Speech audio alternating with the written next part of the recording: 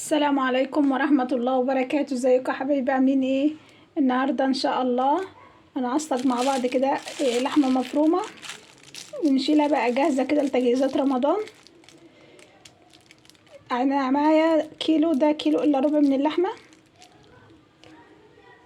وكيلو الا ربع من البصل، ومعاه 5 فصوص من الثوم، وواحد كده فلفل حامي فرمتهم مع بعض في الكبة، وننزل عليهم بقى كده بشوية من الزيت.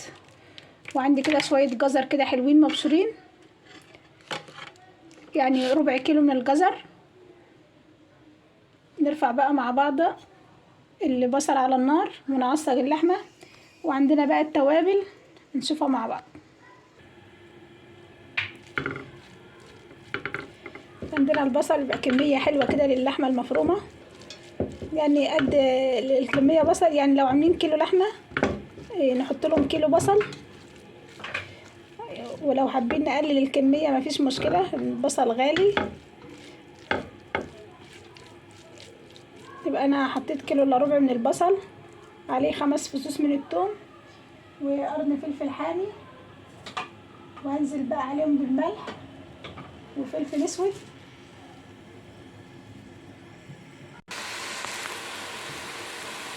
نزلت الملح وفرمت الفلفل بالشكل ده.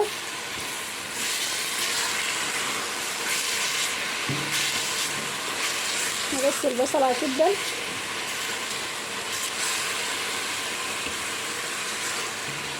ننزل اللحمه،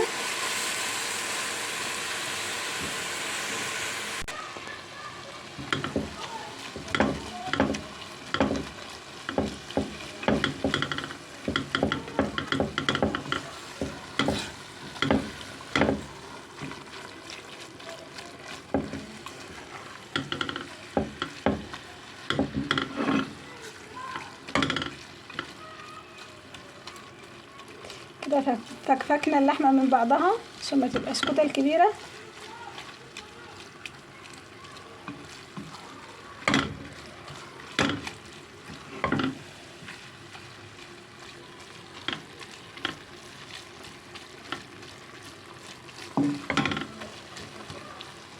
هنجيب بقى التوابل، هضيف الجزر، كميه كده حلوه من الجزر.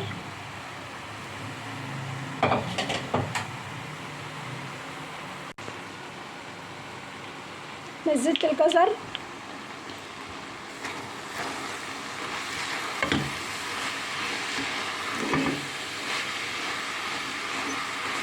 وعندنا شويه فلفل بقى الوان في الفريزر كده نجيبهم.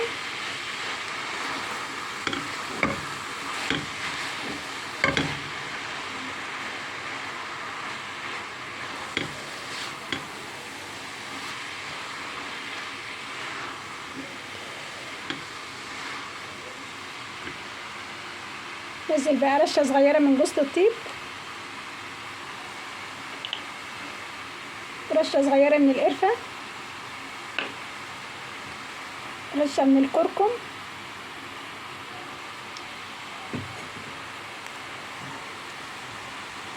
معلقه 7 بهارات،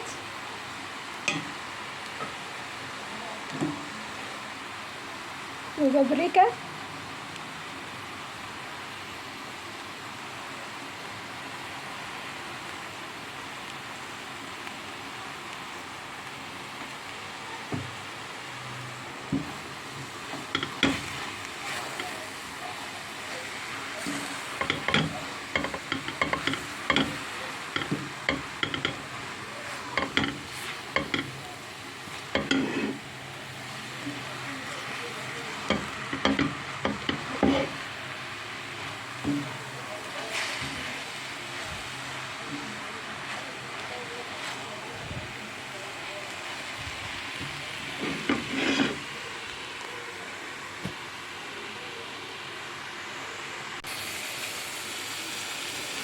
نزلت كيس كده من الفلفل الالوان، نضيف عليهم بقى رشه من الملح،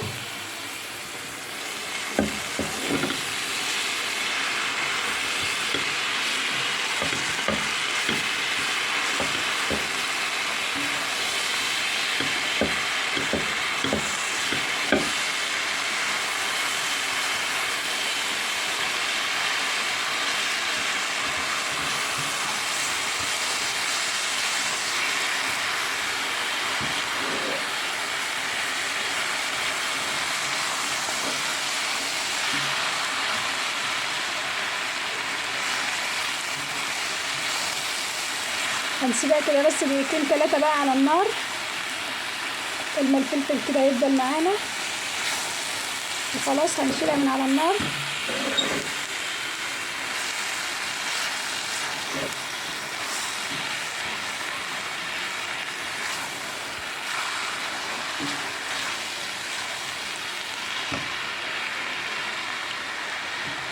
اللحمة بقى معانا للمكرونة بشاميل،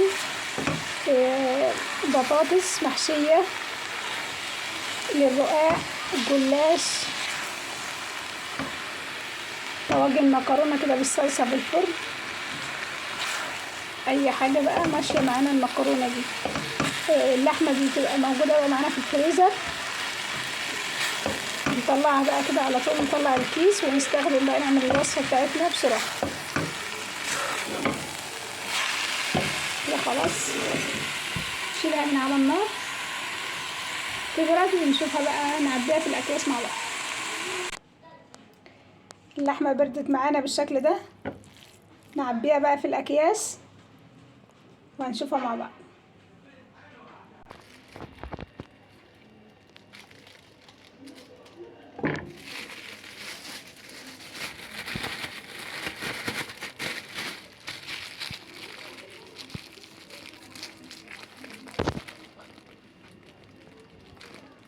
نعبيها بقى بالشكل ده. تحت المشكلة القطع.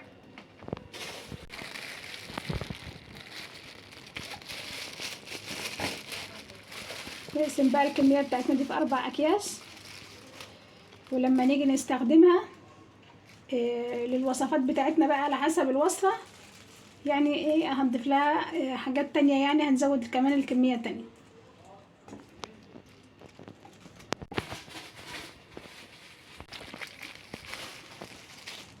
نبططه بالشكل ده بحيث ان هو ما ياخدش مكان في الفريزر.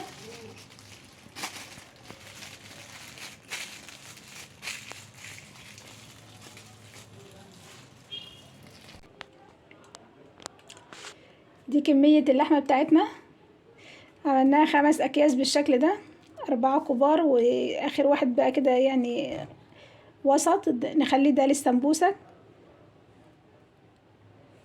ولما نيجي ان شاء الله نستخدمهم في الوصفات يعني هنزود الكمية على حسب استخدامنا بقى للوصفات اللي احنا هنعملها.